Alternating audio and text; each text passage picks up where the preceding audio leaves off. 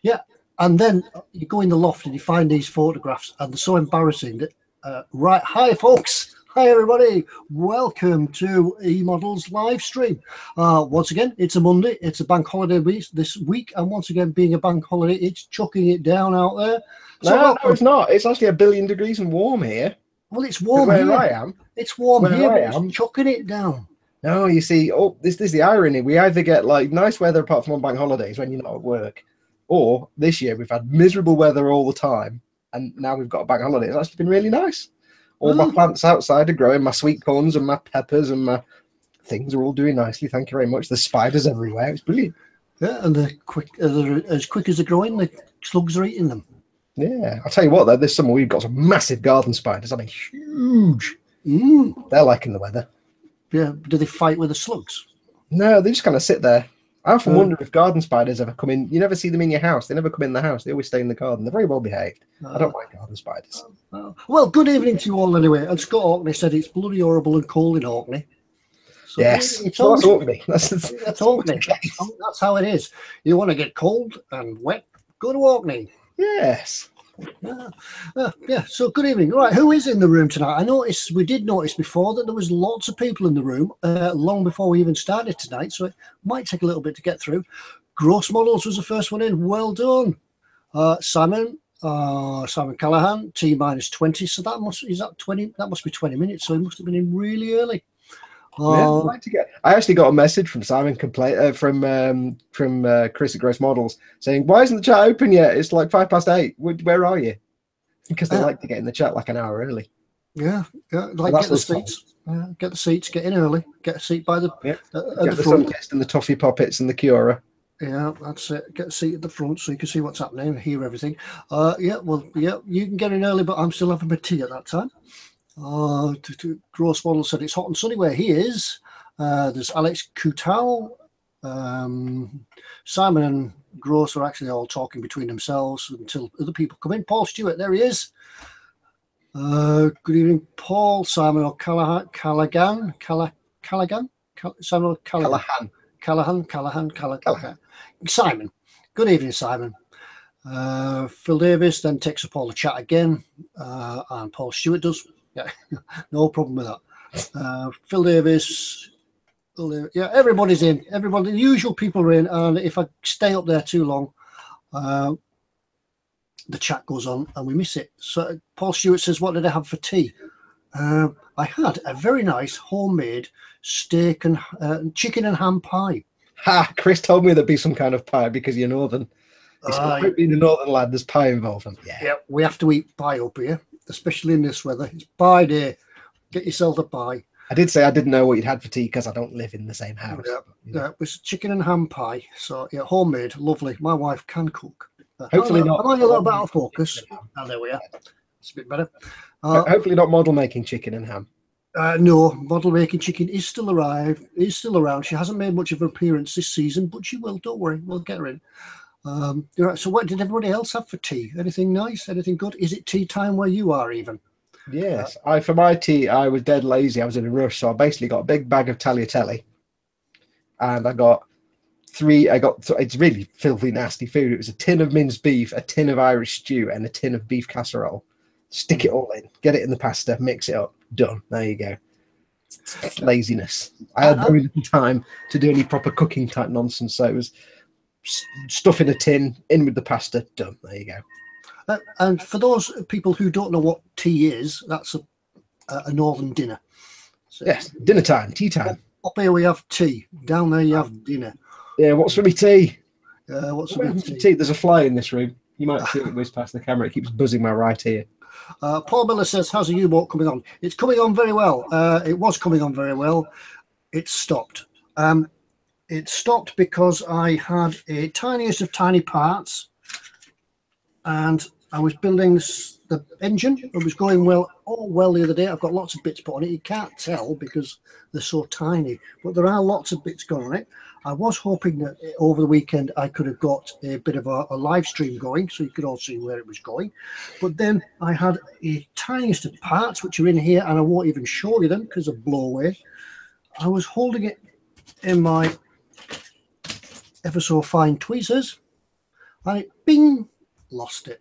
So now I've got to make another one. People have. That's your first mistake, picking up tiny parts with tweezers. It's never a good idea. Yes, it is. Yeah, I was just finishing painting it. Oh. Ping. It wasn't even a ping where it went on the floor. It was a ping in midair. So it could be anywhere. It could be on a shelf. Could be under the desk. Could be in your hair. In the hair. I had an idea the other day. You know what you could do is if you lose something to the carpet monster, if you get a Hoover, but put like a pair of tights over the end, so they go into the Hoover tube a bit. You could Hoover up on the carpet, and then if there is a little bit, it'll go in and get stuck on the pair of tights. Of course, you'll also pick up spiders and dust bunnies and all kinds of other crap as well. But at least you can Hoover it up without it going into the Hoover. Fortunately, the part is painted bright blue and red. And I've got a grey carpet, and I would have thought if it was on the carpet, it would have stood out. So I've had my mobile phone with a torch on the back going across like minesweeping, looking for it. It's gone.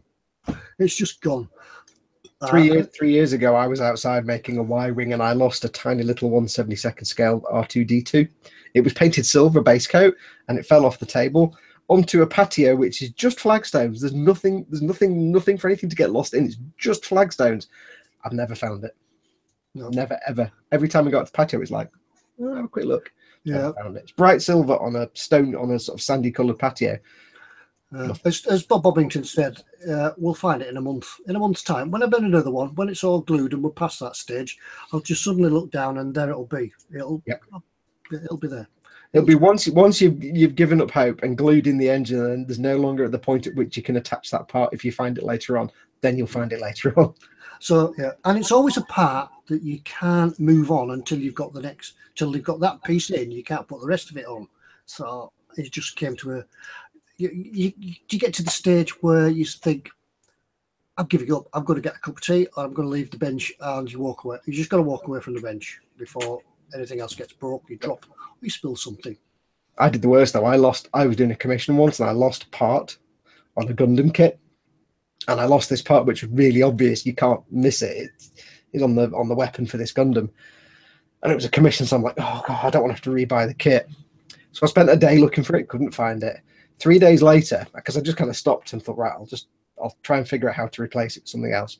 3 days later, I went into the bathroom, which is 2 rooms away, and there was the piece on the floor. And I'm like, I don't even know how you got there. How did this even happen? It's like 2 rooms away. There's no way I can drop a piece here and it mysteriously disappears into the bathroom. Yeah. So always look where you least expect. Yeah, I see TK's joined us in the room. Hi, TK. Ooh, hello, TK. I did notice there was an anniversary this week for TK, so happy anniversary to TK. So, Yep.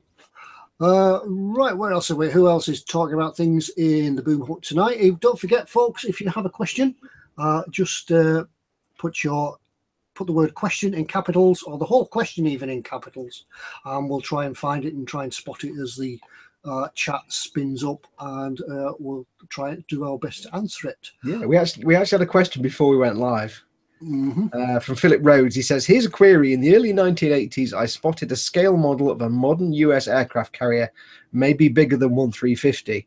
Anyone suggest a kit? I don't think it was 1/44 scale. It might have been 1/200 or 250. That's big. Yeah, I'm gonna guess it's the one that everybody has seen when they're a kid, and that's Tamiya's USS Enterprise aircraft carrier, which is like 300 feet long. I can't remember what scale it is, but it's massive. It's huge. It might be 1/250. It might be 1/44. I'm not sure, but it is massive. I'm just having a type into eModels. Tamiya's got a 1/350 Enterprise. eModels got a Tamiya 1/350 Enterprise. That could be the one. It's massive. And it's one of those kits when I was a kid, and I used to get the Tamiya modeling magazine from my local model shop, and I'd fawn over all the painted models in there and be like, wow, these are all amazing. I wish I could do that.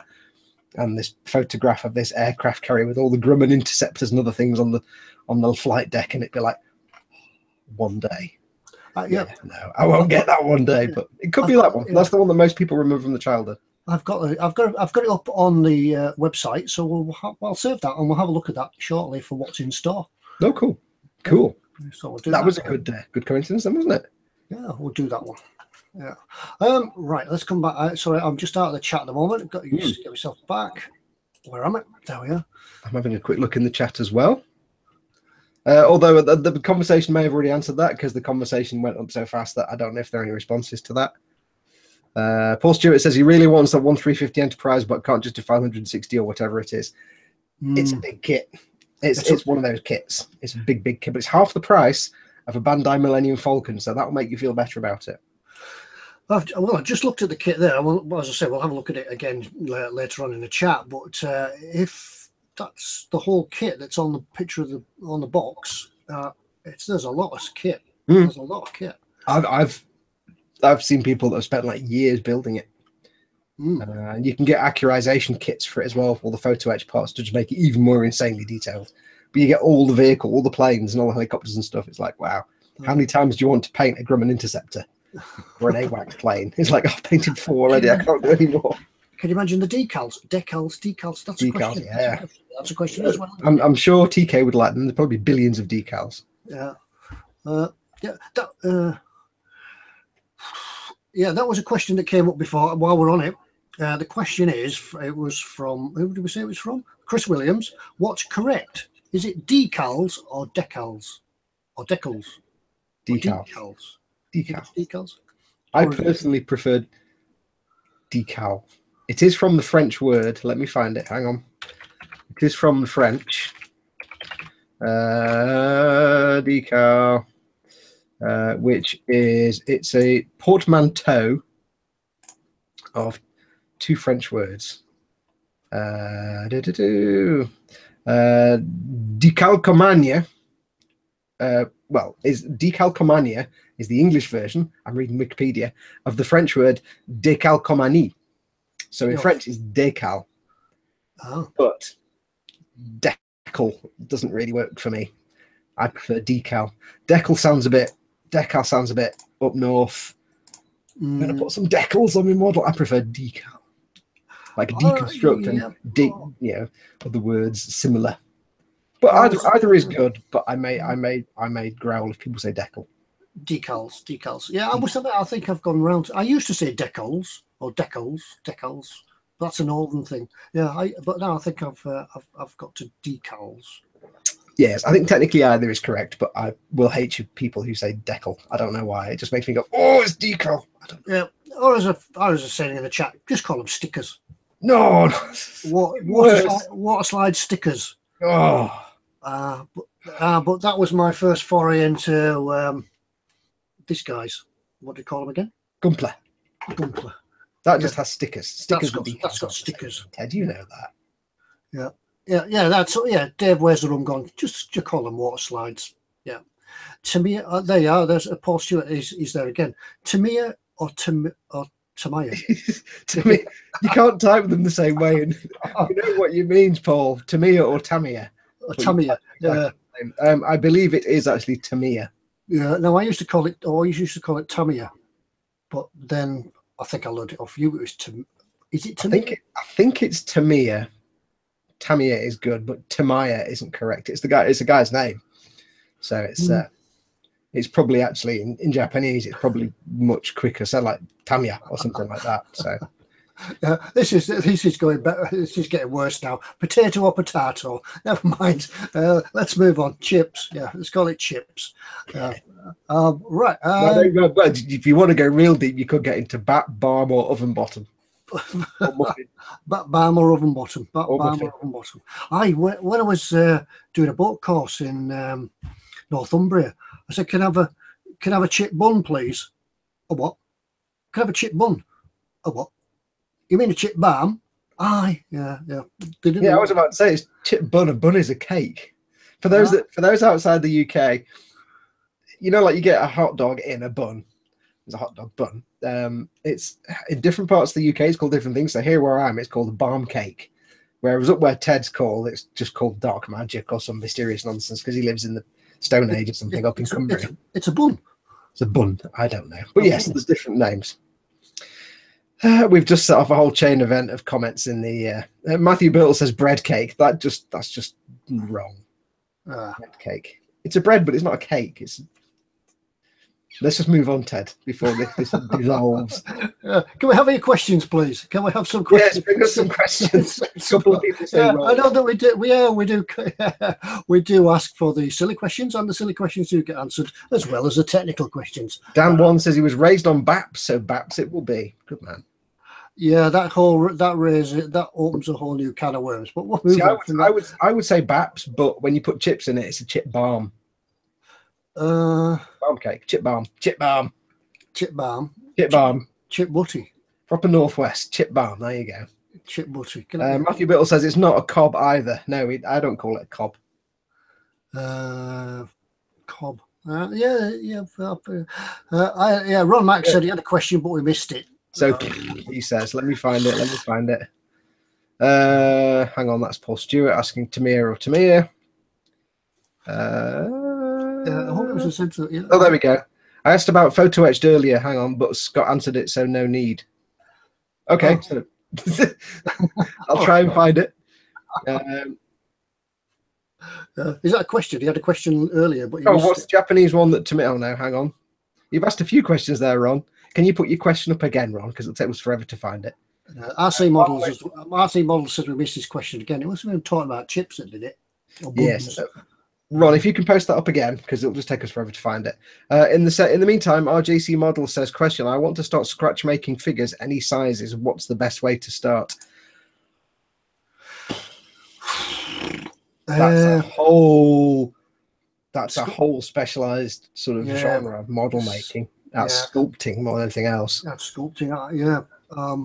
I would start, I think if I was going to have a go, I've never done it. I've never sculpted any figures because it just come about sculpting and it's all art and crafty and things like that. And I'd start big. At least you can see the mistakes and keep your fingers in and things like that. And, I mean, if you're gonna sculpt a figure, you need to understand the human form properly. You need to know how the human form works and how the skeletal structure underneath, because you might not think you need to, but you do. I don't sculpt, but I'd have been an artist for a long time, so I had to teach myself how the human form works so that I could then better draw hands and feet and legs and arms that kind of made sense. So if you're going to sculpt figures, first of all, I'd say you're working in clay is your best bet. Just get yourself some there's a very nice clay called Das, which you don't need to dry in the oven. There's lots of different sculpting clays out there. One that can stay workable a long time while you practice is probably great. And if you can, get yourself some kind of little reference, like a little what's called a lay figure, the little wooden figures that you get in art shops, so you can figure out posing, where the joints are and how it all works. But yeah, I haven't got the skills to sculpt figures from scratch. Some people sort of make their own. They start with a basic figure, the basic pre-made figure, and then they'll adjust it. That's one way of getting into it. Try working on a figure that's already been built and try and manipulate it to your own. I mean, I would guess the best way to start is just get a big lump of clay and dive in. But yes, you would. Ideally, what you want to do is figure out, how the human body works, with skeletal structure and limbs and stuff. So have a look into that as well.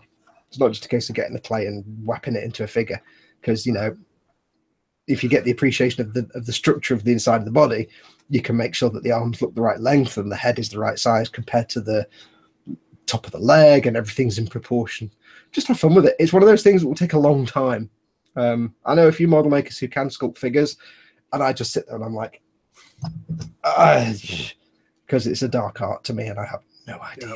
I don't think I'm going to go there, because I just spend too long trying to do it and then just come out with a deformed lump anyway. Well, like Ted suggests, though, get yourself a figure and try customizing it. Get some clay and try changing it. Try sculpting clothing over it or something like that, just to get used to working with the clay. Start off that way before you start creating entire figures. Maybe. Build an arm or build a leg or something. Like that. If anybody in the chat does sculpting of figures, do chip in, because me and Ted haven't got a clue, to be honest. Gross Models obviously thinks we're getting a bit scruffy, and when are we both getting haircuts? I've had a haircut. It's not gelled over. You see, it's normally gelled over. This isn't scruffy. This is the manly epic beard of not having a shaveness. Yeah. go through cycles of several weeks of not shaving, and then I get rid of it because lazy. Yeah. But it's the in thing nowadays. Beards. It's all not quite hipster, but yeah, hey. Yeah. And it's been my day off today, so I haven't. Yay. Preened myself. Yeah. Oh, we were talking about haircuts last week, weren't we? I must think we're getting a bit scruffy in here. Yeah. Ron, have you reposted your question? By the way, Ron Mac. Ron Mac does say, just a reminder, chaps, when you invite a lady back to your room and she says yes, make sure you have all your models out. Yeah. Would you like to come back and see my models? Yes. Yeah, Ron, make sure you repost your question. I've still been looking for it, but there's so much chat now, I can't find it. There was a new one up there. Manning Tree Modeler says he's new to resin. Do I need to prime it when painting? I would say you do. That's probably one of the. Sometimes you get away with plastic models and not having to prime them. Sometimes you get away with it. I always prime myself, but certainly resin. Give it a good wash. That's where you do need to wash it in some warm water and detergent. Let it air dry as well, and then you can prime it. Do prime it before painting it. That's probably one of the only ones that you really have to. As for letting it air dry, if you got small pieces, parts like that, if you try and wipe them dry or anything like that, you create a static charge on them and it will attract the dust again. So just let it air dry. And as someone said on there, Matthew Birtle says, always wear a mask when you're sanding resin, because it's fatal, that stuff. It's horrible. Yes, it's when you sand resin, the little tiny particles are like it's like volcanic ash. It's spiky little things. Breathe them in, they sit in your lungs, they don't dissolve, you die. Yep. So always wear a nice respirator. With resin, like Ted says, if you want to, because you need to wash the resin, just wash it in normal washing up liquid or dish soap, bit of a toothbrush, and give it a good scrub. Gets all the mold release agent off. And in terms of priming, always prime. Always, everything, anything, always prime. Everything, all the things, prime them. Prime, always. Yep, always. I found Ron Mac's question. Yeah. Is that the one about sticking P8 Photo-etch? Oh, you found it as well? You stole my moment. Yeah. He says, yes, is super glue the only way to glue Photo-etch? My etch don't stick proper. No, you can use PVA glue. You can use, some people use microcrystal clear, the little clear stuff from Microscale Industries that's like kind of like thin PVA. You can use epoxy glue. A lot of people just use super glue because it's the easiest one to hand. If you're having problems with it sticking, what you can do is, if you're able to, it depends on the Photo-etch parts, the contact surface that's going to stick to your model, sand it. Just a little tiny bit, or scratch it. Where the two parts will come together, either scratch the resin or very gently just scuff up the part of the Photo-etch part, because that will give that a rough surface for the glue to grip into and bond. So it may just be you've got a smooth surface and a smooth surface, and if it's not particularly good super glue, it'll just come off. And remember, especially with little tiny parts, you're not really getting much glue on there. So yeah, I found what was quite useful to do was use really thin super glue, which you can kind of a bit use like extra thin Tamiya glue. You can put the part on and just touch it to it, and it'll capillary action underneath, but it dries really quick. So we'll try PVA. PVA glue works. It's not permanent. You can pull it off, but it's a good glue. It's going to last. Sometimes you'll find that super glue won't dry at all. Just sometimes you find that if you move the item around a little bit, for some reason the super glue doesn't seem to go off. So if you give it even the slightest movement, the super glue is not going to work, and you end up sort of getting frustrated with yourself and trying to stick it. One thing about using Photo-etch as well is I've got one of these. It's a wax pencil. You can get them from eModels, and it's for picking up tiny parts, not just Photo-etch parts, but tiny plastic parts as well. And you can use these for placing things on. Just create a small, using a pointy stick, this sort of pointy stick, a cocktail stick. Just create just a small dab of Photo-etch, of super glue, and then using your little wax pencil, just drop your Photo-etch onto it, and the tension will take it off the wax pencil and hopefully glue it to the part. The other thing is, like I said before, that do make sure you scuff up the contact surfaces, because if you've got smooth surfaces, it's less likely to grip very well. So do scruff them up a little bit, so there's some this little tooth there for it to. It's called keying the surface. It just gives us something to grip to. And again, it could be just really cheap super glue. Depends what super glue you use. Yeah, some are better than others. Yes. The sort of things you get in the pound shops, they're all right. They'll do some sort of little jobs. What have I got? I've got the stuff that eModels carry, which is I've got somewhere. I can't find it now. It's there somewhere. Oh, there it is. The Logic stuff's pretty good. Yep. I found that. I think they do thick, thin, and medium. Thick's good because it takes longer to dry. So if you want to be able to wiggle the part about, but be aware you still only get like 2 or 3 seconds. I try and avoid super glue as much as possible because I kind of go, right, I'm going to adjust this piece now, and it's stuck and it's in the wrong position. Yeah. So yeah, I hate super glue. Some people are talking about kickers. You can use a kicker to set your super glue off. Yes.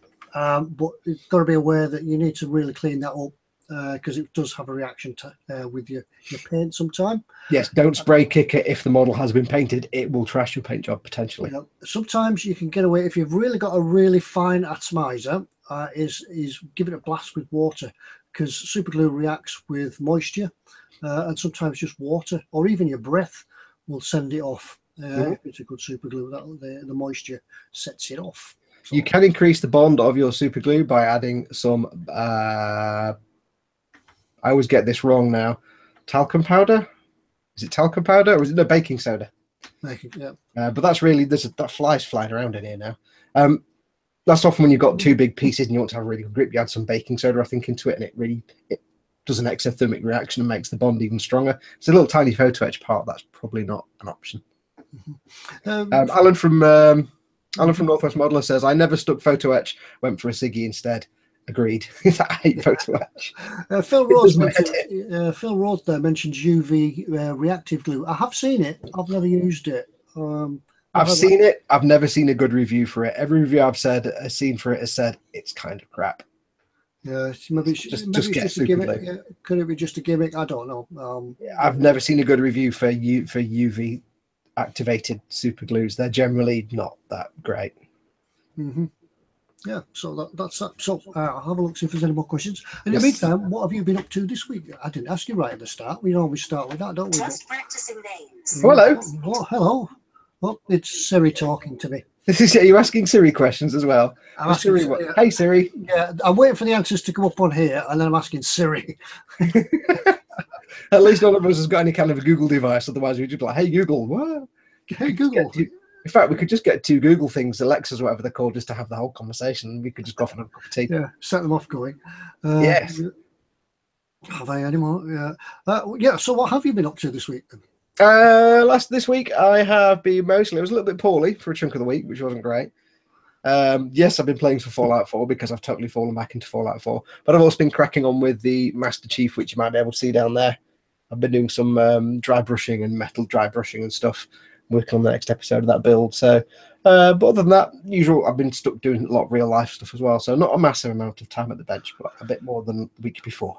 Yeah, well, I've tried to get some modelling done. I did do some modelling, as I said, right at the start, and I've lost some parts, so I'm going to have to remake them. But in the meantime, I've been a little bit tied up, and I've been clearing the loft out. The attic, the upstairs bit, the bit in the eaves, the things like that. As the Germans would call it, the spider house. The spider house. Spider house. It's a place where you put all them embarrassing things that you did years ago, and you hopefully forget. What, like the mother-in-law? And they disappear. Yeah, yeah. You hope everything disappears, but it doesn't. It seems to come back, and you take all the junk out of the loft, and then you spend all day looking at it, thinking, "Oh, I didn't realise I had this. I forgot I had that. And did I really do that?" And I found one or two things up there as well. I really must be getting old because I found this. It's pink, I know, it's the daughter's, and it's in the loft, so they don't need them anymore. It's a past, it's a bygone. Wow, that's one step. That's the only way that could be worse if it was a Microsoft Zune. then you'd have it'd be so uncool. It'd be super cool. I think there is one or two aging computer consoles up there, but yeah, but that is in the loft. That's a bygone now. They don't want them anymore. It was. You do wonder what's actually on it. That Yeah. would mate it perfectly. Yeah, I think Muse is on it. Okay, I don't know what that is. No. I have no, you know how you don't know sci-fi? I don't know contemporary music. So yeah, but one thing is that this is the kids' aged music, and I found some aged music of my own, and it really shown that I must have had a latent. I have a latent sort of sci-fi interest because I found that Star Wars. Look, and it's a double album.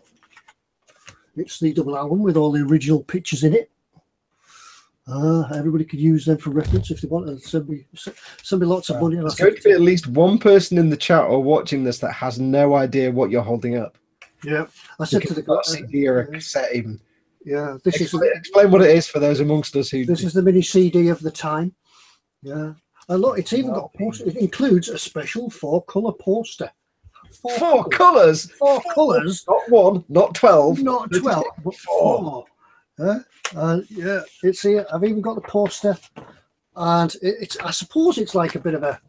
I suppose it's even like a bit of an aircraft recognition, is it, for Star Wars?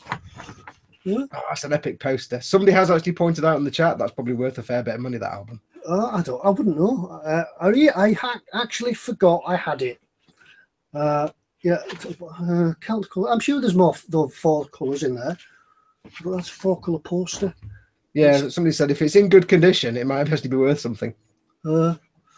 So, oh well, I'll try it on eBay then. So I don't know what these are. What's that? Do you know what that is? Mr. Vincent, Mr. Loth says if it has the poster with it, that's a few $100s at least on the eBays. I'll keep that to one side, Ted. Yeah, I'll take a bit more care of that. Yeah, we've actually got a vinyl copy of Sergeant Pepper downstairs somewhere, and it has all the original card inserts that have been untouched. And we're like, oh my god, this is now worth a fortune. Except it was the 2nd edition, like produced a year after the original, so it wasn't the 1st edition, so it's not worth anything. We're like, oh man. It even tells you all about the film. If you've never people must have just gone out and bought the album and never seen the film, because it tells you all about the film, and it tells you each track. Side 3, track 2. Luke and Han Solo, dressed as Imperial stormtroopers, take the handcuffed Chewbacca down the Death Star detention area. This fly is getting on my nerves now. Hang on. Is this really family friendly? Dressed as Imperial stormtroopers, take the handcuffed Chewbacca down the Death Star. Never mind. Yeah, just move on from that one. Never mind. No way. Oh. Yeah. So I must have had a latent sort of interest in sci-fi, because not only that, I got this as well. BBC space themes, Blake 7, Apollo, Doctor Who, Quatermass, Sky at Night, Star Trek, Journey into Space. The thing is, I've no way of playing these now. So wait a minute, Star Trek is not a BBC space theme, but we'll move on from that one. Is it not? Who else is on it? It's not BBC. Yeah. Star Trek. The Dudley Simpson Orchestra, Sky at Night, Apollo. So yeah, and then as I say, you find really sort of embarrassing stuff like that. Beer drinking songs. Umpire music. Yeah, umpire music. And I've now got the Blake 7 theme in my head. Yeah, there's another one. Look, they get rip-offs by the the Sonic All Stars, Star Wars. Oh, that's like the Pops orchestra version. It's terrible. It's a living hell. I haven't got anything old like that, but I'm impressed that you've got such sci-fi leanings in your old record collection. Jim Voors says 1977 Star Wars poster and album is going for $117 US. Wow. There you go. Yeah, and I did continue with my sort of space interest with them. Remember them? Magic Fly, like the one I've got whizzing around my head right now. And then there was that one. They brought another album out. I was quite into them at the time, and now this one is actually blue. But look at that! Look at the artwork on that, though. That's just classic 1970s sci-fi art. I love it. Yeah, it's good. I had it's on the back as well. I've still got it. That might be the same art. I've seen that before, and it might be the same artist that did the yellow covers. But yeah. I've got a book in storage here called Starliners, and it's a early 80s book, and it's basically just this whole made up thing about this different star liners in this 22nd century, and it's just all that kind of classic 1980s, 1970s spaceship painting. It's brilliant. I love it. It's worth a bit of money now as well. Oh, right. So I might have a look round on eBay then and have a look at that Star Wars album. But it's quite interesting what you get in the loft. As I said, there's a lot of stuff up there that's really embarrassing, and I won't show that on. Well, the last time I went in the loft, I found spiders and I found my Deep Space Nine runabouts and a Voyager, so not that bad. So I found some models. That's all that's in our loft. A few of my old models. People in the chat, can you come up with a name for this fly? It seems to be my friend now, so in the podcast, so I better give him a name. Is it model making fly? What do you want to come up with a name for him? It has to be model making fly. Adopt it, and it might become friendly. Yes, just land there and stay there. Don't go on camera. Yeah. We have the French windows at the back of the house open because it's a nice day, so of course we get all the animals coming in the house. It's like, right. So how about you, Tedward? You said you got stuck on your U-boat. Yeah, I did really. So that was about it. I sort of walked away in disgust, and then I've been at work since. Really, working the last, hopefully the last of the late evenings, as the season draws to a close. So that's what I've been doing, and sort of looking at houses and sort of getting this one ready and tarted up to sell. So that's what I've been doing. Yeah, I've had this horrible thought that when you move house, that's going to be a couple of times I'll need to do the podcast without you. Maybe we'll take a little break just while I move house. It should only be for a short time. Just I'll maybe have to do something on just a jury rig setup, so I can get back and we'll have a chat. And I can't be without my work station for too long. That's why that's one of the stipulations at looking at a house is it's going to have somewhere that can be quickly adapted. A cellar or a shed, preferably. Well, a cellar would be better because it wouldn't be outside. Phil Rhodes is asking what I do job wise. Well, at the moment I'm working seasonally on the steamers, the boats on Lake Windermere. That's about to come to an end shortly. I'm retired from a previous job and a job before that, so yeah, we'll see what happens during the winter months. There's an ongoing joke with Ted's jobs. He's been like a spaceman and a policeman and a soldier and a test pilot. And where else have you been? Like a rocket engineer and worked in nuclear physics. Yeah, there's obviously jobs that I can't tell you about because I've signed the Official Secrets Act. But it's been an interesting career. Dave, why is the Rumbar came up with the best name for the fly? He called it Greebly, so it's now called Greebly the Fly. Tony Black says I'm Mr. Ben. Yeah, that's it. Yeah, I walk into a little shop and suddenly a shopkeeper appears. Yep, I'm Mr. Ben. Yeah. The beauty of talking to Ted was every time you talk to Ted, he'll come up with another job he's done in the past that's just, I used to race speedboats. It's never like I used to work in an office in a call center. It'd be like, I used to, and it'd always be some like glamorous, awesome job that sounds fantastic. I used to drive speedboats, and at one operation I worked with the SBS. So that's all I can tell you. You have to kill us all now. So you'll all be killed at the end of the live. We'll end this. I have to end and delete this live stream because I've told you too much. Yes. So it's been fun. Yeah, it's been special barbecue services. That's what you meant, wasn't it, Ted? Yeah. But now I just serve beer to drunkards on the Windermere Lake steamers and enjoying it very much. Robert Blacklock says, I have been. Have you? Yeah, Robert Blacklock's been 26 years in pest control. I suppose I've been 26 years in pest control as well. Yeah. I was actually part of the A team. I love it. I'm not going on that plane. Did I ever win the speedboat on the Bullseye? You could have won. There we go. This is what you could have won. You could have won the speedboat, and we said you get this lovely cutlery set. I've got to tell you though, if you look back at the old Bullseye shows, the fact that it was always a speedboat, it was occasionally a speedboat or an Austin Metro, and it's like, wow, that's just like rock and a hard place because Metro is like the worst car ever made, but nobody ever won the speedboat. Funny that. Well, who's got the cutlery set? Yeah, whatever. Has people still got the cutlery set, and did they bring it out each Christmas and say, this is what we won on Bullseye? I found on eBay, people actually sell blank checkbook and pens every now and then.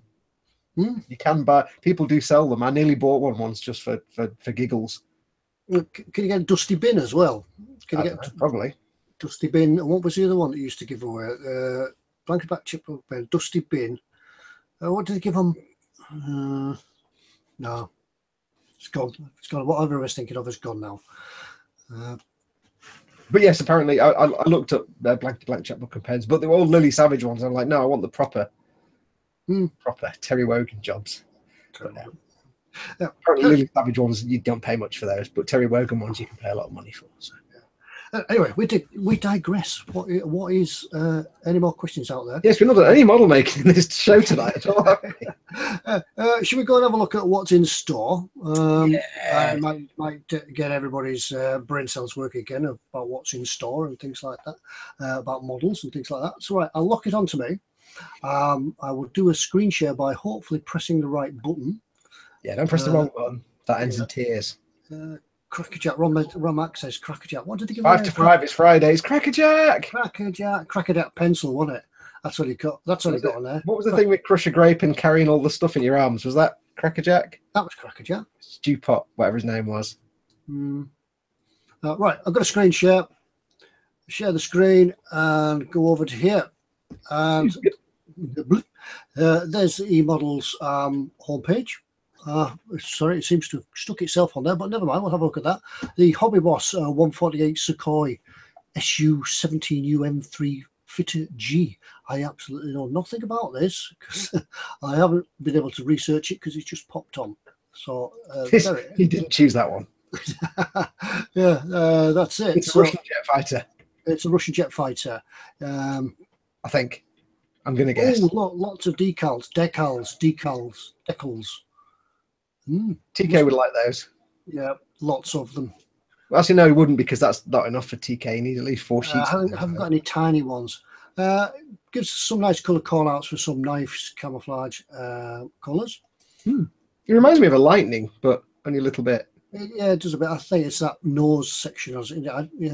Apologies, I really know nothing about aircraft, but as it popped up, we'll have a look at it anyway. Trumpeter, brilliant little kit. No doubt, trumpeter. I've built a few trumpeters now, and they've never let me down. It is a trumpeter, isn't it? It's a Hobby Boss, but it looks exactly the same as a trumpeter. Yep. There's what's in the box. Lots of bits. What scale is this? What scale is it? 148 scale. Yep. Okay. Right. If you're into your American. Vincent says all early jet fighters in that period had that kind of nose. Yeah, it's kind of classic sort of Dan Dare style nose cone on jet planes. Yep. Right, this one. What should we go on to? This is what we spoke about before, or somebody spoke about this before. This is the Tamiya one, the 1350 USS Enterprise. And if that is the kit, look at all that work on there. Oh yeah, it's legendary. It's been around forever, that kit. So I remember looking at it, wishing I could have it when I was a kid and knowing I never would. Yeah, so there's a lot of information there about it. So if you want to go onto the eModels website, what's the number of it? It's 78007. So you can have a look at it on there and you can read all that. It is huge. It's massive. Massive. And a lot of work on that. That would be an outstanding model if it was done nicely and done correctly, nicely painted. Have that sat on your desk or your mantelpiece. It wouldn't fit on your desk or your mantelpiece. Trust me, it's massive. Would it not? Would it be the desk? Take all the aircraft off it. Be your desk. Be the desk. The one thing that gives me pause on that kit is looking at all the planes, because it's like hard enough masking off a canopy on one plane. Imagine masking off the canopies on all of those, and all the planes have all the relevant decals as well. But haven't the Americans just built some ships bigger than the Enterprise now? Oh, the Enterprise isn't. I don't think the Enterprise is particularly big anymore. It's like 1970s, I think, late 60s, early 70s. The Enterprise. So I think it was the first nuclear-powered aircraft carrier in the US fleet. Oh well, they are. There's the Enterprise. Yes. Not the Star Trek Enterprise. Philip Rose says the aircraft on it are around 2 inches long. Wow. Yes. Yeah. I'm not going to come home with that one, but yeah, no, it'd be bigger than my space battleship Yamato. So, I think Paul Stewart says he thinks it works at about 3 feet long, about a meter long, 3.5 feet. Well, that's as big as a U-boat. Yeah. Oh, next one. Let's have a look at something else. The Tamiya, another Tamiya kit. For you motorbike fans out there, well, I know we looked at a motorbike last week. We did. We look at the Norton Cafe Racer. This is the Tamiya Yamaha RZ350. I think this. I'm not a big up on motorbikes, but I think this is available in the UK as an actual motorbike. I know nothing of motorbikes because nothing of motorbikes. I would never have a motorbike. I too like much having a comfy chair and weatherproofing and a nice stereo and somewhere to put my coffee. Yeah, but yeah, people do like building motorbikes, and once again, these can be sort of all the extras can be added to them by companies on the web and around and about. You get all bits and pieces, the pipe work and the levers and everything else. So yeah, and one. Are you asleep, Fox? No, what? I was actually reading the blurb on the screen. I was looking at the screen there and distracted by there's a siren going outside, so I was hoping my microphone wasn't picking it up. Oh, I thought you were asleep. But I know nothing of motorbikes, and I will happily admit I know nothing at all about motorbikes. I thought you. It must have been the siren I heard. I thought you were asleep and snoring. Yep. There's a lot of parts, Photo-etch parts not included, so I think they're probably available elsewhere. The decals are included. Decals. Carling can be removed. Synthetic rubber tires and. You said decals. Decals. Yeah. So. The cartograph decals. Oh, so it can't be bad. Right. Yep. That's a motorbike for the motorbike lovers.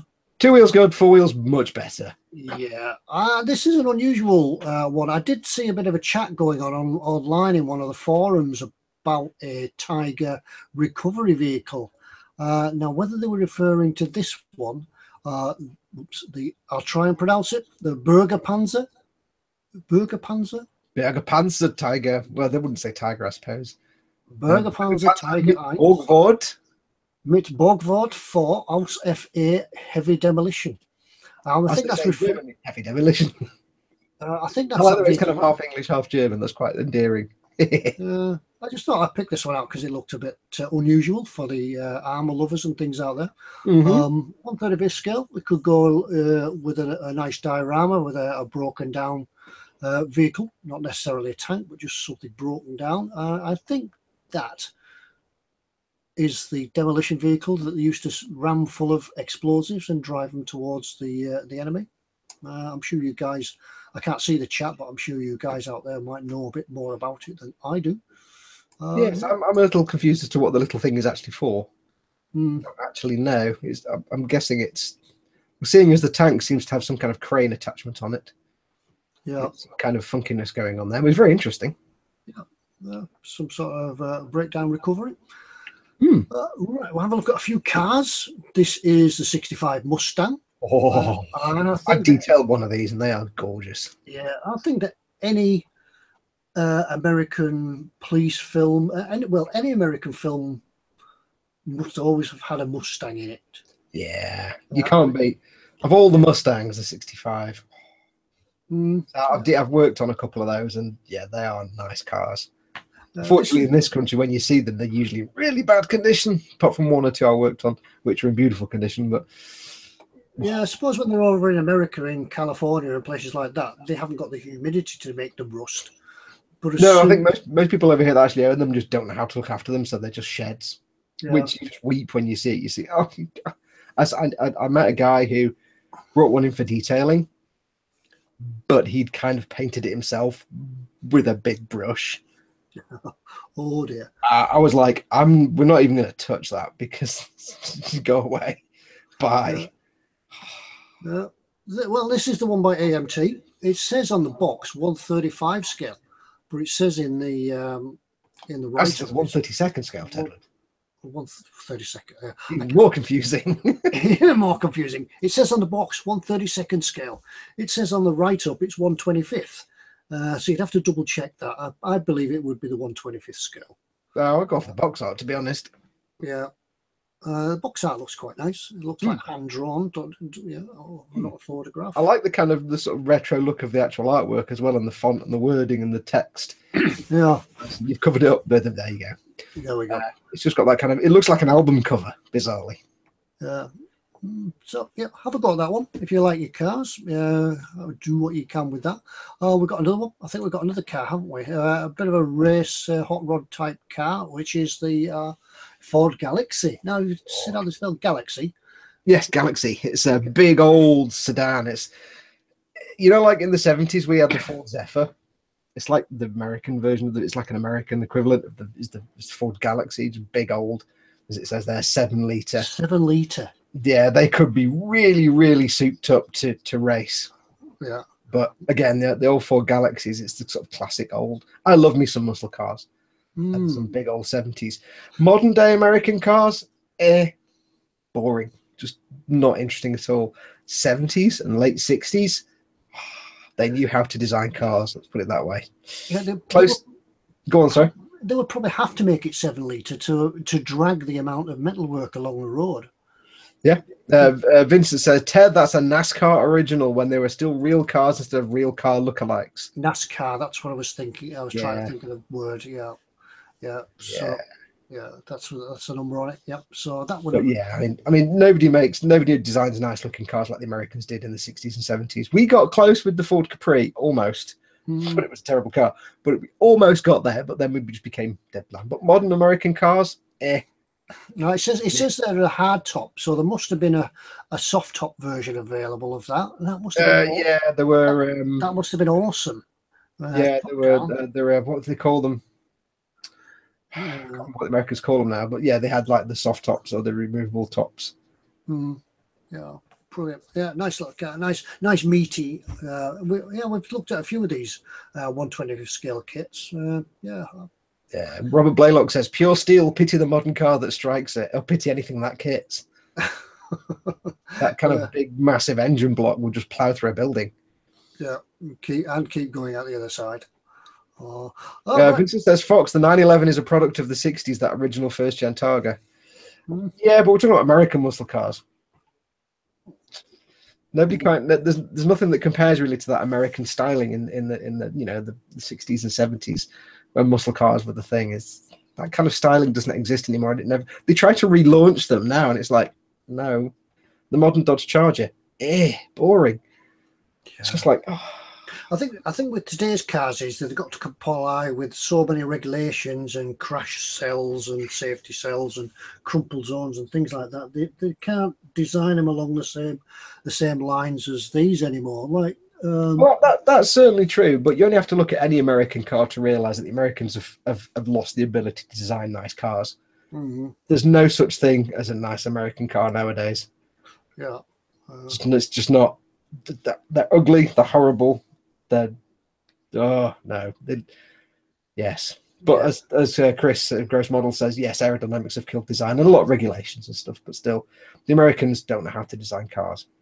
Not anymore. Let's see what's this one. This was a little bit different.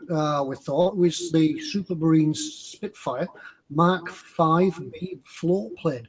Now, I did remark to Fox that this is sort of going back to the Spitfire route, really, because it was designed from a racing float plane.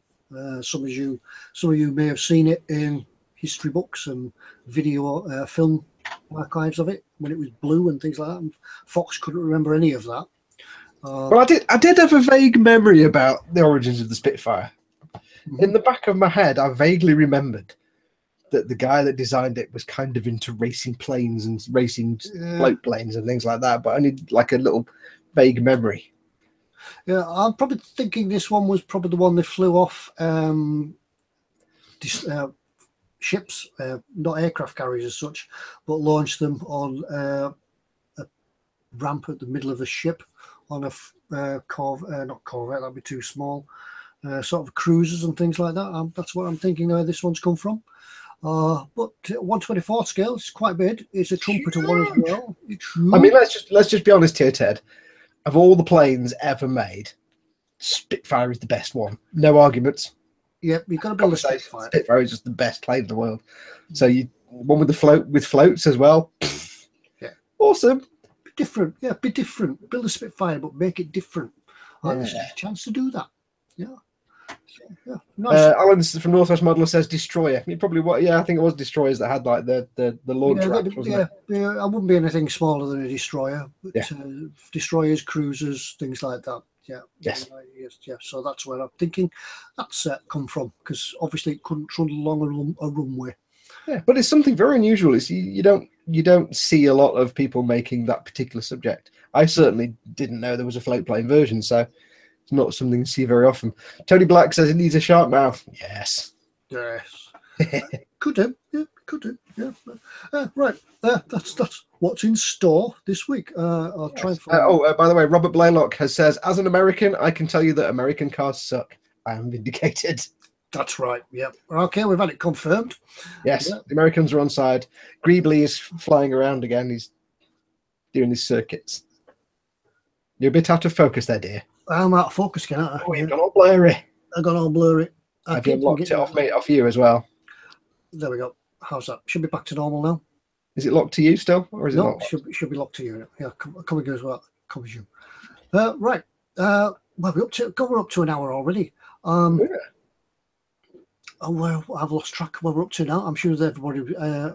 Unfortunately, when I'm in sharing the screen and showing you what's in store, I can't see what the chat is. So Fox has to keep me informed about that. Philip Rose says, can we set challenges for Ted and Fox? How about building and painting a simple kit equivalent to an Airfix Series 1 within 1 hour? Just like we used to as kids, obviously stream live. I just don't have the time, unfortunately. No. It'd be an idea. It might be an idea when we could find a time to do it. Yeah. Maybe... it'd certainly be fun. Yeah. It was like a real Billy budget basic. That it kind of has to be, you have to glue it together and stick it to your head and get a thumbprint on the wing and not paint it. Yeah, and your canopy has to be fogged up, and your pilot doesn't need to be painted because they never got painted. They just went straight in and they glued the canopy on. So what's Ron Mack says, what's the American car the Grimwalds went on holiday with? That was a big old station wagon, but I don't know if it was one. What do they call them? Shooting brakes or something like that? Don't know. It was a station wagon, but I think it might have been a made up one for the movie. Yeah, with the wooden paneling along the side or station wagon, paneling. Phil Davis has question: who won the thing last week? Yeah, we were going to come to that, and we'll come to it right now. The winner, chosen at random just before the show started, was Phil Kett. That's Phil, Phil, K. No, I can't put the teeth in for the dog. K-E-T-T, Phil Kett. If you're watching this, Airfix nostalgia. Yeah. Thank you for taking part, as long as lots of other people took part as well. Phil Kett, if you drop me a line to ted@emodels.co.uk, I'll put a link in the chat now. Yeah, you could put it in the chat. It may not be watching chat because the reason we do it this way is so that those that aren't in the chat can still get a fair go and have a go at having a go at the competition if they watch us on sort of catch up later in the week, because not everybody can get in live. So Phil Kett, I will try and remember to put a link underneath this stream at ted@emodels.co.uk. Drop me a line and I'll forward you details to eModels, and they will send you out your kits. If you're really stuck, just pop onto the eModels website and go through the contact email address there. Yeah, contact them. Yeah, eModels website, contact them on there, and they'll sort you out. Remember, you can have a chance of picking 3 of the Airfix Nostalgia kits, and they'll get them sent out to you. But be quick, because if you want them, they are going quick. So your choices will be shrinking of the kits. So, and if anybody else wants them, get in there, get them quick, because you can't see. Yeah. In the very unlikely event that when you do get back to eModels and say, hey, I won, can I have these 3? If they should happen to be out of stock, obviously we'll sort something out. Yeah. But do hurry, because obviously they're not going to stay in stock for long. Apparently it was a one-off kind of thing. eModels got the stock, and it's like once they've gone, they have actually gone. Yeah. It's something that Airfix have done as a limited edition. Yeah, I do believe that they aren't actually retooled or anything. They are the originals. Yes, literally. I think if I remember rightly, they are just reprints from the original toolings. They probably haven't even cleaned up the molds. They've probably gone, right, there you go. So awesome retro stuff. Yeah, and I realise that we can't see the chat after the chat has gone, but I will put a link to my address underneath afterwards. Yeah, but thank you and well done to everybody else. We will have another giveaway, but we don't know when. They come as a surprise to us, as they do to you, and that's why you've got to keep watching till the end. Tony Black says, maybe basically says someone looked in the loft at eModels. That's where they all came from. Yeah, I didn't find them when I was in my loft. Yeah, I didn't find any kits when I was up there, actually. All I found was my runabout, and well, actually, I told a lie. It was my runabout. I found an old Revell Voyager, which I might do at some point. Yeah. And I found an old Mark I Colonial Viper, Mark II Colonial Viper from the original Battlestar Galactica, which I kind of half built and then lost half of it. So there's half a kit in a box. I'm like, why don't I just throw that out? I don't know. Yeah. Oh, sorry, I was just catching up on the chat there. Right, should we do the giveaways again? Then we'll do a mug. Have we got a mug? We've got a mug. I think they are back in stock, and they are sending them out again. So if you don't get a chance to, if you don't win a mug, you could still buy one online. You've gone fuzzy again, Ted. Yeah, have I got fuzzy again? No, I haven't. Gone fuzzy. I haven't been anywhere this time. I know. No.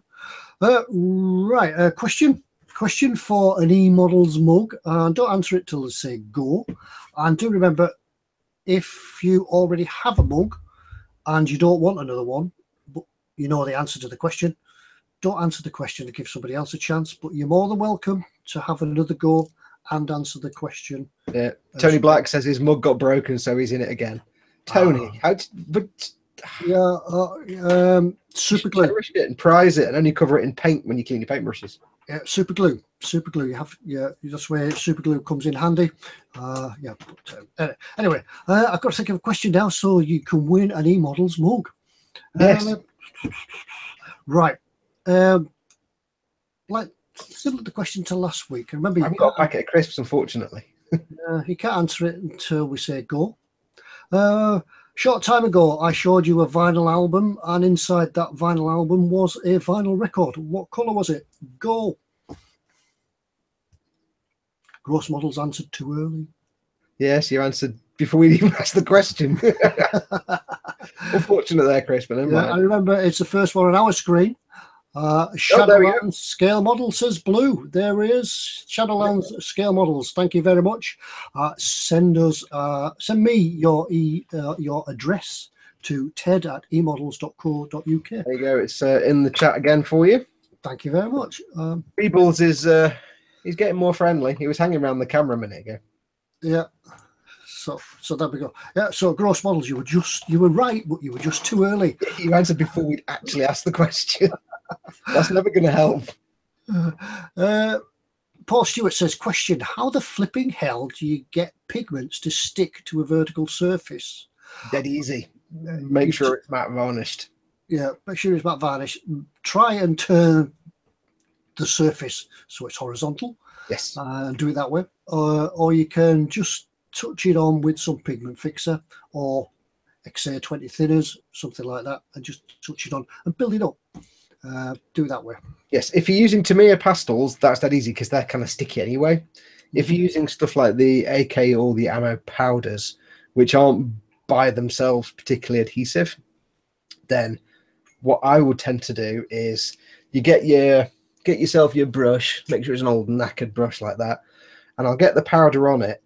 And before I start doing, I mean, it depends what weathering you're going to do. Before I start putting big dots of powder on, I'll munge the brush around in the powder first, and I'll just do like a light coat that's like it's not the actual powder, it's almost like a Tamiya powder. It's just the slight shading. You're just brushing it on and rubbing it in, and then you get the kind of the fade. Then you can go in with the powder on top, and the powder will have a better time sticking to that stuff you've put on first. I can't really explain it. It's like you get the brush, you get the powder off, but not most of the powder off, so you've got the real fine stuff, and you're just working it into the matte varnish to get the shade, and then you get the powder on top. It really depends what kind of effects you're using, though. Yeah. But if you can get a similar colour with Tamiya pastels, they do stick. Yeah, Paul says, yeah, but if he turns the vertical the surface back to vertical, it falls off. What we'd do first is just fix it fix it before you move it again. Just a touch of pigment fixer. Just let it capillary action, take it in and let it go off, let it dry a little bit, and then it'll stick. If you haven't got pigment fixer, I use X20 thinner, you know, the Tamiya stuff, that does as well. And let it dry, let it go off, and then when you stand it up, you can then it will start sticking to itself then. So it's sort of get it going, get a little. The other thing you can, sorry Ted, the other thing you can do as well is like Ted said, be tactical about it. Do all your horizontal surfaces first, get them done, get them fixed, and then if you need to, get a coat of matte varnish on there. If I'm doing Gunpla, I can't use pigment fixer because it's basically paint stripper. It's basically alcohol. So I can't use it because it will dissolve my Gunpla. So I have to basically fix the pigments in with matte varnish. One trick is to put on more pigment than you think you need, because some of it will dissolve away in the matte varnish. But yeah, do your horizontals first, get all them done, get them sealed in somehow, however you want to do it. And then once they're in and locked, you can go and do your verticals. You have to kind of work your way around. It does take a while. But bear in mind, of course, if you're doing, say, pigments, it's supposed to be dust and dirt. Sometimes dust and dirt doesn't always stick. That's maybe where you want to use, say, streaking products to give the same effect. Yeah, that's good. Yeah. Ron says, what's the difference between matte varnish and matte E varnish? Anna has correctly pointed out. One's got an E on the end. Yeah, one's got an E on the end. That's it. I think it's just different localized ways of spelling it, but the same. Yeah. So, yeah. Right. Any more questions before we? Yes. Any more questions before we're going on an hour? I will do a T-shirt giveaway in the next couple of minutes. Haven't given a T-shirt away for a while because I forgot about them. But Ted. As soon as I think of a question, I'll give a T-shirt. At least we're honest. Yeah, at least we're honest. Yeah. And I've got rid of my backlog now as well. So people have been receiving T-shirts, surprise packages through the post where it's a T-shirt. I promised them. I just never had a chance to get around to sending it off. Yeah.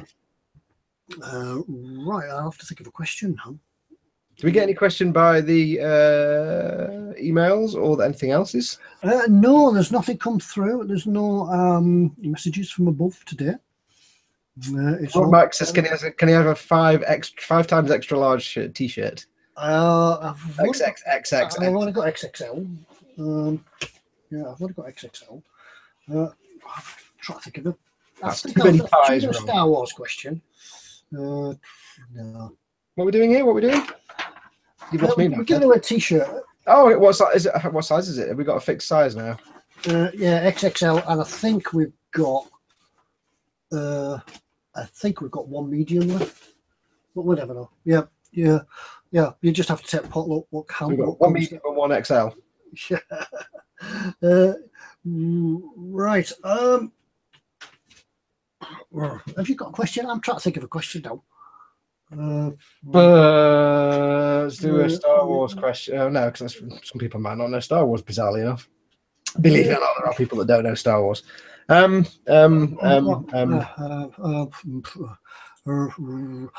time, Ted, while I try and think of a question. Right, okay. What we showed you before on the eModels website. What is the product number for the Supermarine float plane? What is the product number for the Supermarine float plane? Yeah, not bothered about the hashtag, but get the hashtag. I hope you know what it is, Ted, because I can't remember. I can see it now. Go. Yeah, sorry, I didn't say go, did I? Yes, so we want the product number for the Supermarine float plane. First one in our comments to type that in, and Ted spots it because I don't know what it is. Mm-hmm. Yeah, we don't need to bother about the hashtag. They're usually 4 or 5 digits. And it's not blue. It's a bit like bingo, isn't it? 09438, is that right? No. No. Let's have a look. 07111. No. I don't know what it is. Yeah, it's the eModels stock number. Yes, it normally starts with a hashtag and then some digits. It's on the eModels website, folks. Yeah. Supermarine Spitfire. This is as bad as asking if her pants me look fat. Yeah, so yeah. Could always be worth your while to, while you're watching the live stream, is have the eModels website up as well. Wow. Can't be taking this long to find it, surely. Mm-hmm. More clues. Go. You don't need more clues. Just go No, to the eModels website and look up Supermarine Spitfire. No, there's not a 7 in it. It's 132nd. We're on 32nd scale. It's in the title. Trust me. Hashtag and then a number. We don't need the hashtag.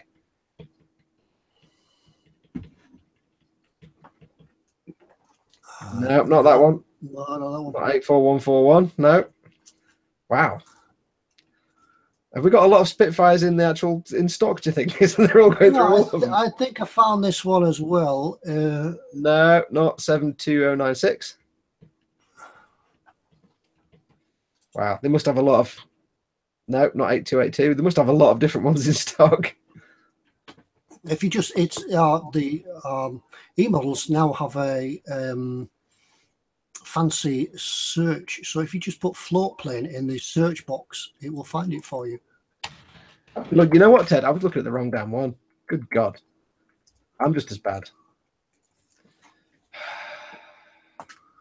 Has it just gone out of stock? I'm just wondering if they have actually gone out of stock, because I'm struggling to find it. Let me refresh the screen. I think it actually has. I think we may have to do a different question, because I think it's actually gone out of stock as we've been speaking. Ah, right. Right. Okay. Let's redo that question then. Okay. Oh right. dear. Cancel that one. Cancel that one. Okay. Apologies, folks. It appears that you've all bought it while we've been talking about it. Yeah. If you happen to get it right now, it's been cancelled. So, oh, sorry. Yeah, somebody has got it right. Somebody's found it, and we go back up to Matthew Birtles. Yeah. He'd answered it before I'd said we'd stop the competition. So Matthew Birtles. Yeah. Before I'd said stop, Matthew Birtles had answered it with 02404. Oh, cool. Well, yeah, well done, Matthew. You know the details, ted at emodels.co.uk. Send me that. Send me your preferred T-shirt size, and I'll get it out to you as soon as possible. What do we have? Extra large and medium, I think, wasn't it? Yeah, XXL and medium. Extra large. XXL and medium, yeah. And there's only a few left. So well done to you there, Matthew. All right. Apologies to everybody else. Yep. But it may have gone out of stock now, if you can't find it. Did you just happen to have that page open still, thankfully? Yes. Thank God for that. Yeah, no, whether somebody might have ran the could have thought out of the box and ran back the live stream. Oh, yeah. Could have done. Take a while, though. Yeah, I don't think it was That's pretty good. Back. We show a product, suddenly it's out of stock. Yeah. Nice one, peeps. Yeah. Yeah, Tony Black, it only just occurred to me to scroll back on the video. Oh, well, no, it's Make a Model said it's still in stock. Must be, yeah. Anyway, we got there. I'm out of focus again. There we go. Right, 10:15. Any more questions from you guys out there? We do like having your questions. We do like having a chat.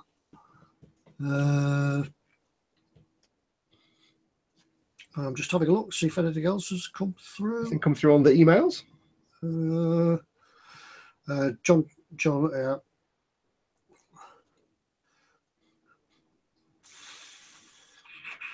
But Jamie Bourne says, do we know when eModels are going to bring out the 135th Centurion? I don't really know what eModels are doing on the stocks and things like that. We don't have any direct contact with eModels. You could send them that question directly by using the contact page on the website and ask them. They'll be able to tell you directly, because that's all we'll do. We'd just ask on your behalf and then get back to you with the question, but you can ask direct. And also, do eModels sell splinter pattern camouflage paint sets? I haven't seen any, not to say that isn't there.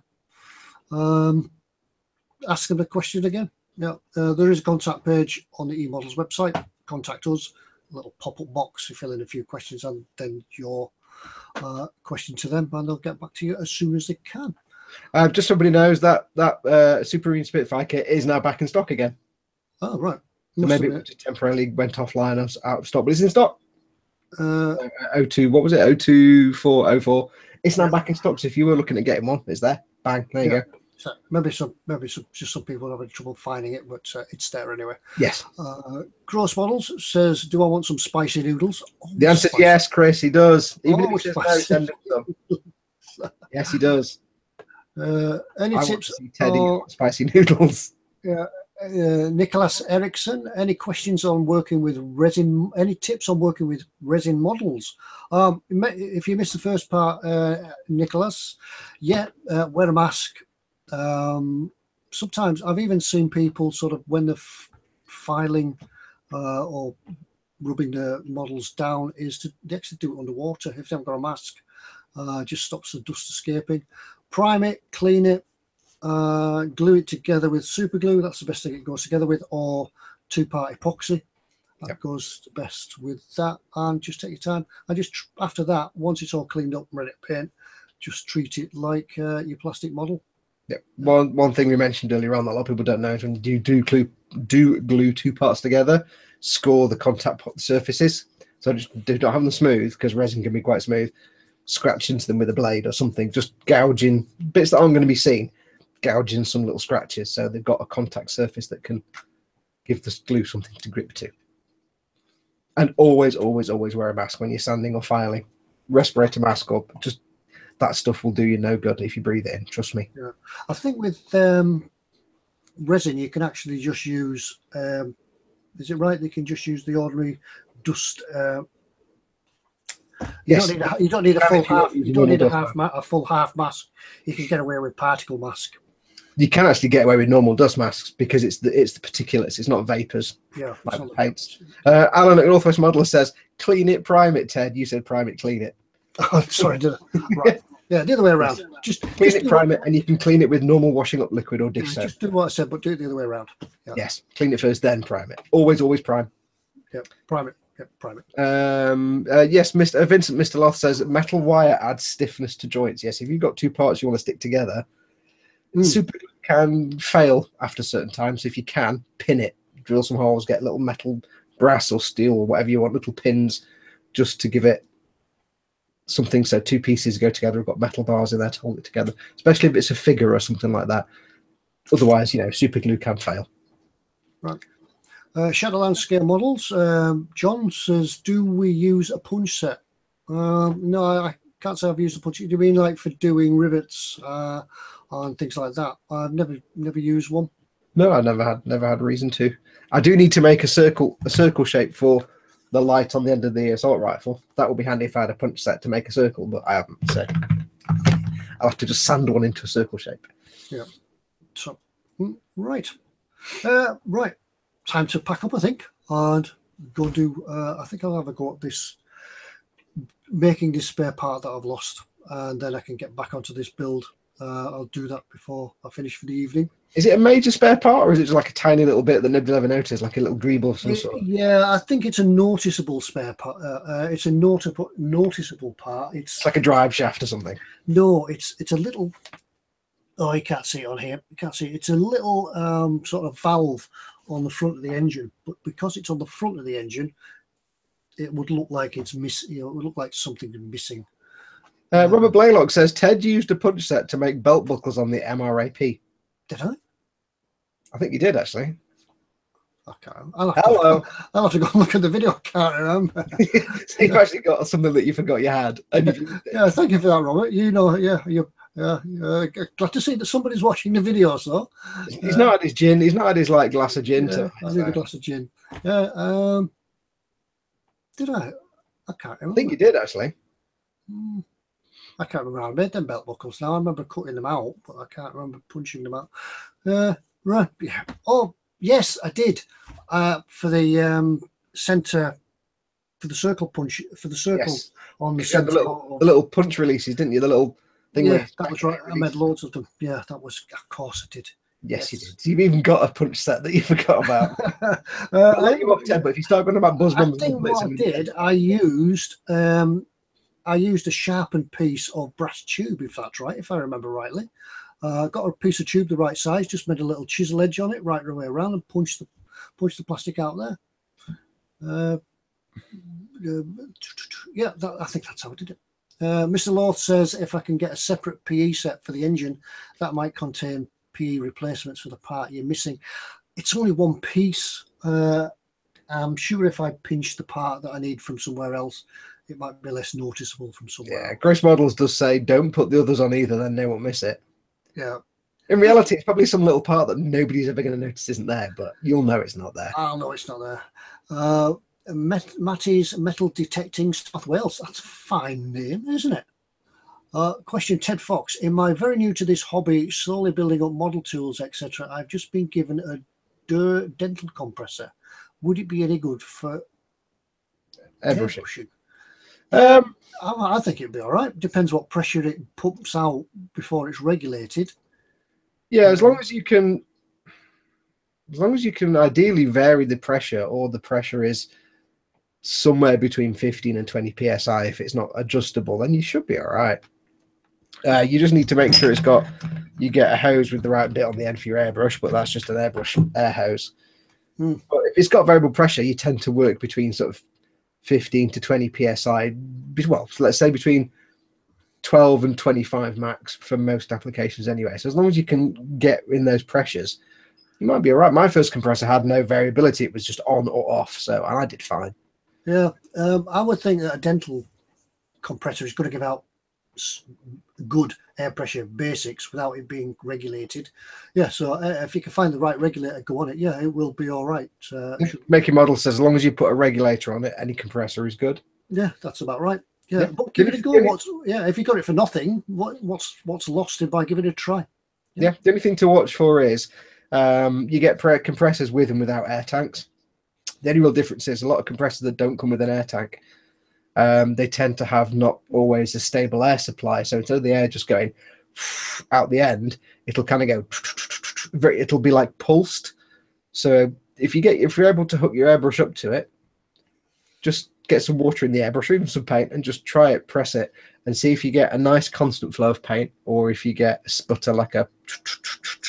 If you get that, you might want to try a longer hose perhaps, or it might just be it's not designed to give a regular steady airflow because it's a dental compressor, not anything else. Yeah, that's what I was going to say. My first compressor didn't have an air tank on it, but I had a super long hose to it, which sort of evened out the airflow, and it did quite well. It did all right for some time.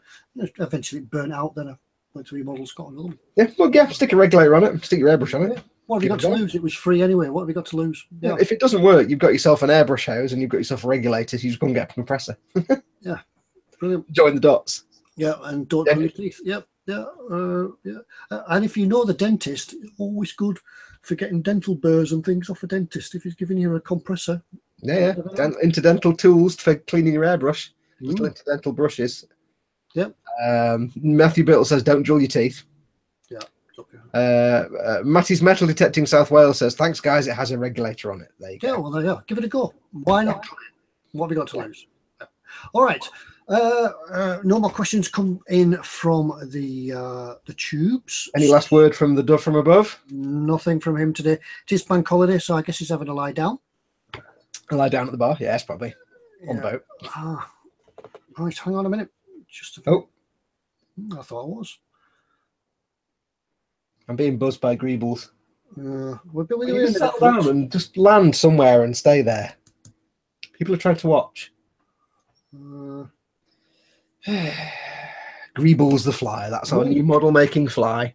Yeah, so we hope to see model making chicken soon again, Ted. We haven't seen her at all this year. Ted's typing. You can tell the typing thing. I'm typing. We've had a message. Oh, we've had a message. This could mean something, possibly on, possibly not. It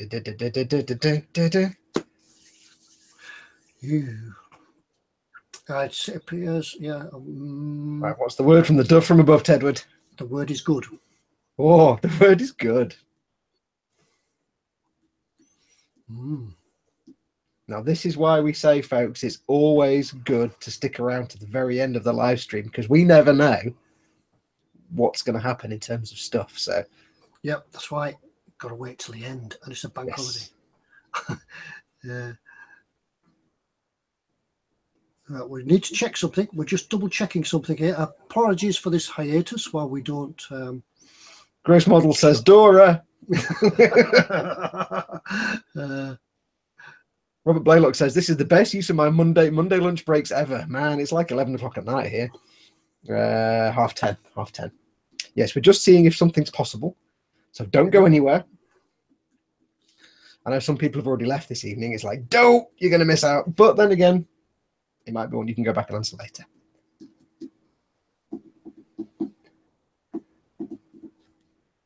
The excitement is palpable. Ted is typing slowly. Fox is dying for a wee. Right.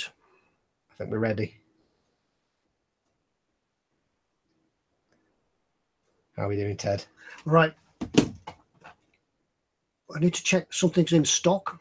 Oh, this sounds good. I've lost it. Shadowland Scale Model says it's the Star Wars record giveaway, and Alex Gutel says go for Dora. Yeah.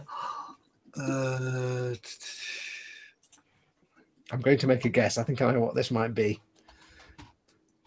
Who gives out? It's a staring competition between me and Ted, but neither of us staring at each other. Talk amongst yourselves, folks. Yeah. Pop any questions in the chat while you're waiting. This may take a few moments.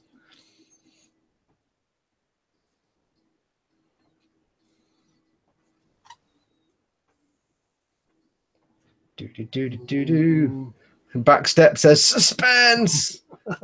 TK says Seafire. Paul Stewart says, is it the aircraft carrier? Scott Sutherland says post-credit scene. Alex says Tamir, whatever. Gross Model says countdown clock. Didn't diddly ding. Vincent says if it is, I'll give my left kidney as a bribe to win this, Paul. Gross Model says a big pile of decals. Shadowland Scale Model says, what's the puffin about? This is Odo the puffin. Very good friend of mine and follower, Scott Sutherland from Orkney, who's in the chat tonight, knows I like puffins, and he regularly sends me pictures of puffins. And he sent me a little puffin on my keyring, which I don't have here. Where is it? Right. I can't find it. But it got called Odo. So I was in the garden centre and they had a puffin, so I bought a puffin because puffins are awesome. Just go and watch videos of puffins. They just kick ass. So this is Odo, my model making companion.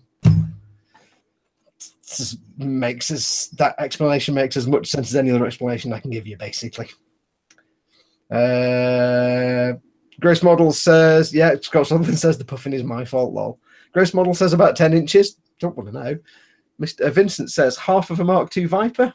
That means I've got to go in the loft where the spiders are. A pile of the world's smallest Photo-etch says making models. Shadowland says, hello, Odo. Yeah, Odo's awesome. How are we doing, Ted? Yeah, I think we're getting there now. I'm treading water. Yeah, the item we looked at wasn't in stock. Bob van der Line says, what do you do with the finished models? Depends. If I don't know about one. I know from myself, if it's something I built for eModels, it goes back to them. If it's something I build for myself, it either goes into my cabinet or I sell it. So that's what I'm doing. The Master Chief, I'm building him, and he's going to get sold. But the reason I've put the Eagle Transporter on a little bit of hold for the last few weeks is because I need to get this done and sell it, because I need to pay my car insurance and MOT and everything else, which all comes up at the same time.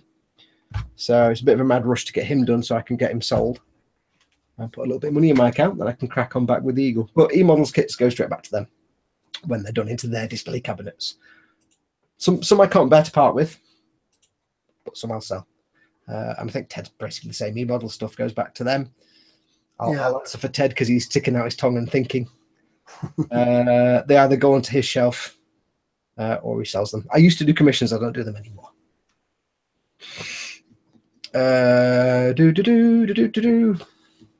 Gazin Malvin says, is a model car a good starter model? I'd say a good starter model doesn't really matter what the model actually is. It doesn't matter whether it's a car, tank, plane, a figure, horse, a spaceship. If you're just starting out, just pick a subject that's interesting to you. Don't worry if it's too hard or too complex or too fiddly. Just pick something that's a good start, that's of interest to you. If you like cars, go for a car. If you like planes, go for a plane. look at a kit and think that looks cool, then buy the kit and then worry about making it. Generally, the more expensive a kit, the more complex the build. Okay. Are we done? We're done. Oh, right, we're ready. Right. Right. Right. Sorry about the delay, folks. Hang on, I'll find my. I'm still down for a week though, so yeah.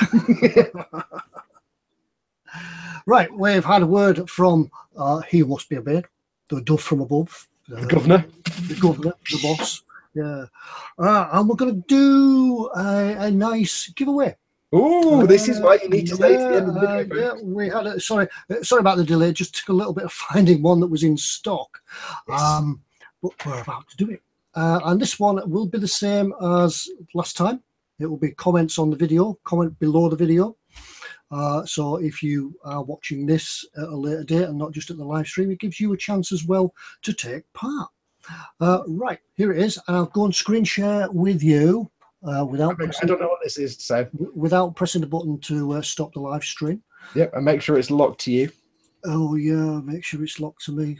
Hang on, yeah, it's right, it's locked to me. Right, the giveaway this week is this. Woohoo! Ooh. The 1/9 scale Norton Commando from Italieri. Ooh, very nice. Yeah. Remember, we looked at that last week. The cafe racer, did you call it? Cafe racer. Cafe racer. Lots of stuff in this. Everything. We looked at it last week, didn't we? And created a lot of interest last week. A friend of mine, I've been thinking since we spoke about this last week, and I'm sure this was one that a friend of mine had. That's how I know it's a cafe racer, but his was in red. It's no, I know Scott from Orkney will like that because he's got about 5 bikes. Yeah, he's working on bikes. He likes bikes. There's all the decals in there. Decals in there. It's your chance to win it. 60 quid worth of kit. And all you have to do is, I think we'll do it again, is type, thank you, Pete.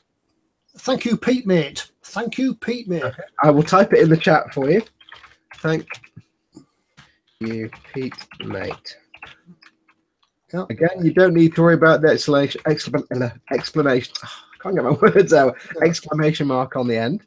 But just type thank you, Pete, mate, as I've just put in the chat.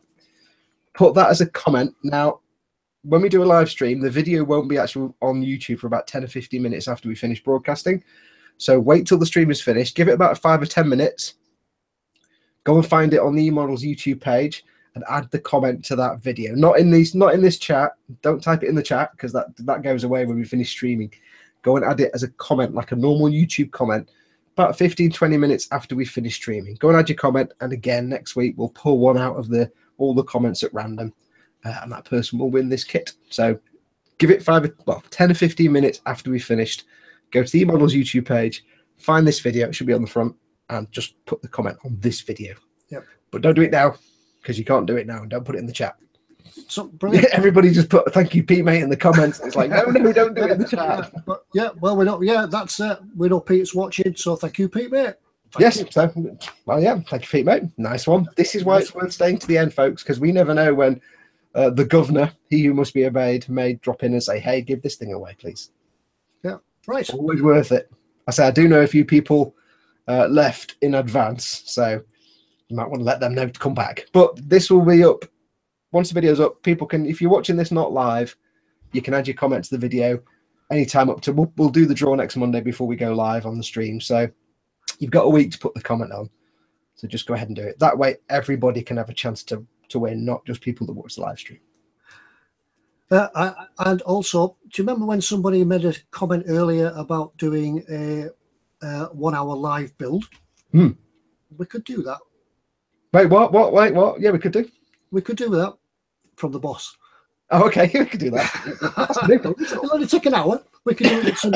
Yeah, we could do it in some one evening. We could do it instead of a bit of a chat and a live stream. We could do a chat and a build and see how it goes. Yeah. However, I do know from experience that when you've got chat going, you really get nothing done. So, so we might have to have one person watching. I think if we did it between us, we could do a live build. We'll choose something between us, and we'll get a message off to Pete, mate.